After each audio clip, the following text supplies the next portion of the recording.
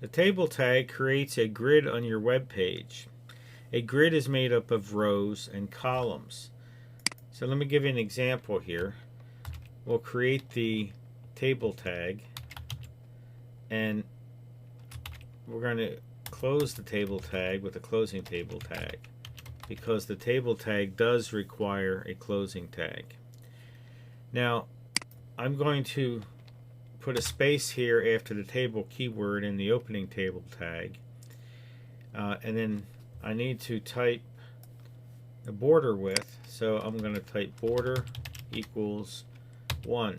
Now it automatically knows that that means 1 pixel, so it's going to create a border with 1 pixel. You don't have to put a border, but some tables you might want to see the grid lines, and you'll see what I mean here in a minute. Alright, now to create a table, you first need to create a row, and you do that like that with the TR tag. So it stands for table row. Now I'm going to come down here, I'm going to close that TR tag, because the TR tag also requires a closing tag. Now everything that I put between the opening row tag and the closing row tag will be separated into columns, so I have to put a column tag inside of the row tag. So a column tag, you would think it would be TC, but it's not. It's TD to create a column, and I don't have to put this on the same row, but I'm just going to do it just to make it easier to read. And I'm going to close that column tag. So you like the table tag, the row tag, it also, the column tag requires a closing tag. Now I'm going to start putting data, something in there so I can see it. Right now if I render it, I click render, it creates you saw that little box on there. It's got a table, but it doesn't have anything in it.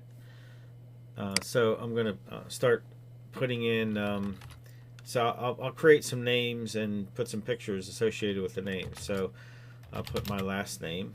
So if I click render, you see it creates a box with my name. Now next to my name, I want to create another column, and I'll put my first name.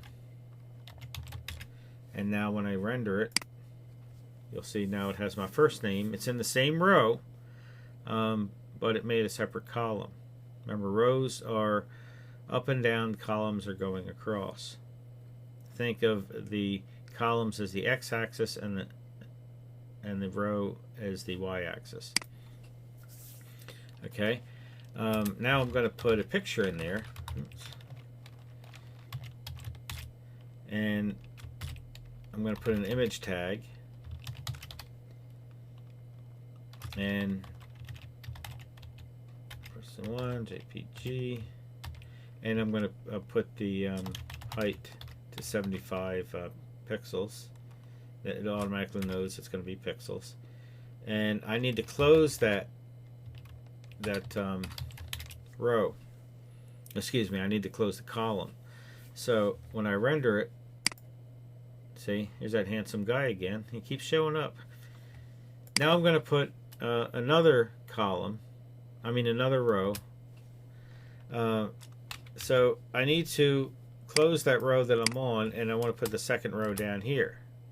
So the easy way to do it would be to copy this whole thing and paste it, but I'm just going to type it again just so you can see it as an example.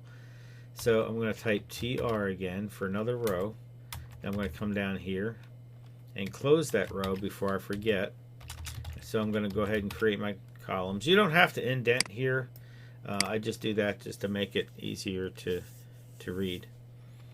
So now I'm going to put, let's see, call her Jones, and close that column and make a new column and put her first name as Gabby and close that column.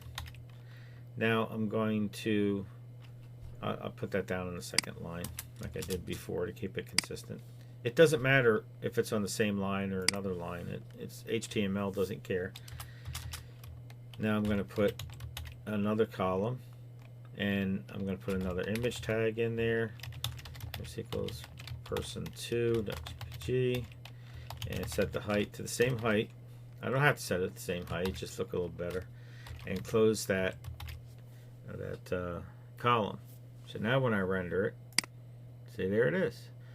All right, so let's do one more for practice. So I'm going to create a new row. I'm going to close that row before I forget, and I'm going to create the new column, and I'm going to call this walls, and put a new column. I wonder what his first name is going to be. Yeah, good guess. And create his a cell. A cell is when you have the row and the column intersecting, they call it a cell. It's like a spreadsheet. If you've ever worked with a spreadsheet, they call them cells where the row and columns intersect. And I'll put his image.